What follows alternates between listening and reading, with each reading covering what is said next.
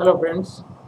आज हम एक रूब्रिक के बारे में बात करेंगे जो अभी रिसेंटली मैंने ग्रुप में भी शेयर किया है, प्रिजुडाइज्ड ट्रेडिशनल। ये रूब्रिक शेयर करने का जो इंटेंशन है ये है कि कई बार हम उसे मिसयूज़ कर लेते हैं, तो हम थोड़ा डिटेल में उसकी डिस्कशन करेंगे। प्रिजुडाइज का और ट्रेडिशन का दोनों हम लेक्सिकल मीनिंग पहले डिस्कस करेंगे। प्रिजुडाइज मतलब क्या है? तो एक बिफोर हैंड ओपिनियन जो है प्रिजुडाइज है, एक बिफोर हैंड, ना कोई तहकीक, ना कोई उसकी जांच पड़ताल और एक ओपिनियन कायम कर लेना, ये प्री कंसीव्ड ओपिनियन और फीलिंग है, इसको प्रिजुडाइज कहते हैं। ट्रेडिशनल का जो हिंदी मीनिंग है वो परंपरागत, यानी परंपरागत जो ओपिनियन है, प्रिजुडाइसिस, वो हम उसको इख्तियार करते हैं, तो उसमें ना कोई तहकीक होती है, ना कोई जांच पड़ताल होती है, ना कोई उसका स्टडी किया जाता है। बस एक ओपिनियन कायम कर लिया, परंपरा चली आ रही है और उससे उसको मान लिया, दिमाग में उसको फिट कर दिया, उसे ट्रेडिशनल प्रिजुडाइसिस कहते हैं। अब कई बार ऐसा होता है कि पेशेंट आके कहता है कि मैंने हल्दी वाला दूध पिया, खांसी खाई और मैंने खांसी आ रही थी, या ज़ुकाम हो रहा था, या नज़ला हो रहा था, तो मैंने हल्दी वाला दूध पी लिया और मुझे राहत हो गई या फिर नहीं हुई, वॉट एवर इट बी। तो ये होम रेमेडीज़ लेकर आता है पेशेंट, होम रेमेडीज़ की बात बताता है और हम सीधा प्रिजुडाइज ट्रेडिशनल रूब्रिक सिलेक्ट कर लेते हैं, जो कि ये एक गलती होती है हमारी। और ये रूब्रिक सिलेक्ट करना भी एक हमारे हम जो है प्रिजुडाइज होके ही सिलेक्ट करते हैं, क्योंकि हमने उसे पूछा ही नहीं कि भाई दूध और हल्दी लेने का क्या मतलब है, क्यों लिया आपने। तो अगर वो कहता है कि मुझे ये मेडिसिन नहीं लेनी थी, या मुझे मेडिसिन एलोपैथिक मेडिसिन से प्रॉब्लम होती है, या फिर मेरे पास मेडिसिन नहीं थी और रात का वक्त था,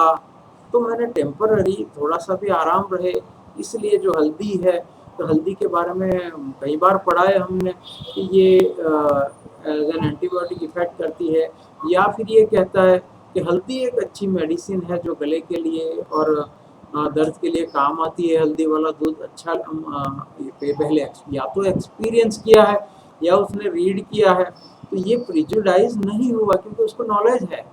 कि ये मेडिसिन है, तो ये होम रेमेडीज हुई, नेचुरोपैथी वाले उसे एज ए मेडिसिन यूज करते हैं, तो ये प्रिजुडाइज नहीं हुआ, यानी ट्रेडिशनल प्रिजुडाइज नहीं हुआ है। ट्रेडिशनल प्रिजुडाइज क्या होता है कि वो अगर कहता है कि भाई हमारी दादी अम्मा तो हमें बरसों से यही दे रही है, या हमारे घर में तो यही लिया जा रहा है, सबसे पहले जब भी खांसी हुई तो हमारे यहाँ जुकाम हुआ तो हमारे यहाँ ये कावा बनाया जाता है और हम ये पीते हैं, हमारे बाप दादा भी ऐसा ही करते थे, और हमारे दादा की तरफ से चली आ रही है ये चीज़ कि हम दवाखाने नहीं जाते, डॉक्टर से नहीं मिलते, पहले तो हम यही करते हैं। हल्दी वाला दूध है, या ये फलाना कावा, ये ढिमका कावा, ये फलानी जड़ी बूटी, ये चीज़ करते हैं, ये बनाकर हम बच्चों को भी देते हैं। तो हमारे यहाँ तो घर में यही चल रहा है पहले से। तो ये ट्रेडिशनल प्रिजुडाइज हुआ, क्योंकि यहाँ पे उसको ये मेडिसिनल इफेक्ट्स उसको मालूम नहीं है, उसने उसके मेडिसिनल इफेक्ट जानने की भी कोशिश नहीं की है, उसने सिर्फ यही सोचा है कि ये बस बाप दादा से चली आ रही रेमेडी है, तो हम उसको ले लें। तो ये ट्रेडिशनल प्रिजुडाइज का एक वर्जन हुआ। दूसरा, ड्रेसिंग में भी ट्रेडिशनल प्रिजुडाइसिस होते हैं, क्योंकि हमारे यहाँ की परंपरा है कि ये कड़ा पहनना हमारे यहाँ की परंपरा है और हम उसे फॉलो करते हैं, नई चीज़ एक्सेप्ट नहीं करते, बस यही परंपरा है, हमें पहनना है, तो ये भी ट्रेडिशनल प्रिजुडाइसिस में हो गया। अब जनरली ट्रेडिशनल प्रिजुडाइसिस में हम क्या करते हैं कि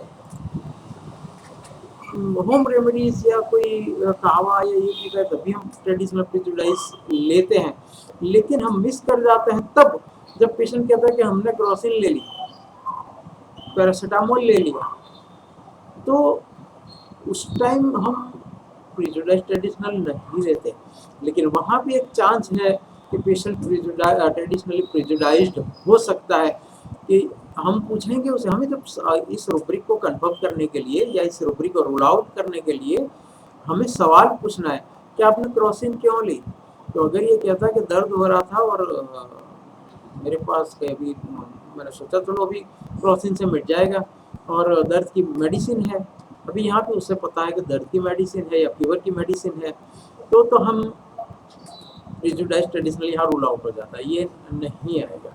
लेकिन बस क्रॉसिन हमारे यहाँ पड़ी रहती है, हमारे यहाँ तो वर्षों से रस्म चली आती है कि क्रॉसिन का बच्चों को कुछ हुआ तो क्रॉसिन का आधा हिस्सा दे दो, खिला दो, या दांत में कुछ दर्द हुआ तो क्रॉसिन को पीस के दबा दो। हमारी दादी भी ये करती थी, हमारे अब्बा भी ये करते थे। तो कुछ लगा, इंजरी हुई तो क्रॉसिन को डाल के पीस कर जख्म पे डाल दो। तो ये हमारे यहाँ चली आ रही, मतलब उसके किसी भी वर्जन से, ये नहीं कि जो मैं बोल रहा हूँ वही बोलेगा, लेकिन उसके वर्जन से ये फील आता है कि ये तो उसके बाप दादा की तरफ से ये बात चली आ रही है, कभी क्रॉसिन को ऐसे ले लिया करो कुछ भी हो तो ये भी ट्रेडिशनल प्रेजुडाइसिस में इंक्लूड होगा। तो ये कुछ बातें थी जो मुझे बतानी थी ट्रेडिशनल प्रेजुडाइसिस में। उसके बहुत सारे डिफरेंशिएशन, मतलब डीडी करना है, उसका डिफरेंशिएशन ऑफ रूब्रिक्स है जो हमको कई बार हम उस ट्रैप में आ सकते हैं। तो इसके लिए हम जब भी प्रेजुडाइज्ड ट्रेडिशनल सिलेक्ट करें तो क्रॉस क्वेश्चन जरूर किया जाए, और क्रॉस क्वेश्चन करने के बाद ही हमें जब फील आए तो ये उसकी उसमें उसके घर की परंपरा है या उसके घर में चली आई रस्म है, वो चाहे मेडिसिन हो, चाहे ड्रेसिंग्स हो, चाहे कोई बिलीफ हो, तभी हमें ये रूब्रिक को सिलेक्ट करना है। Thank you.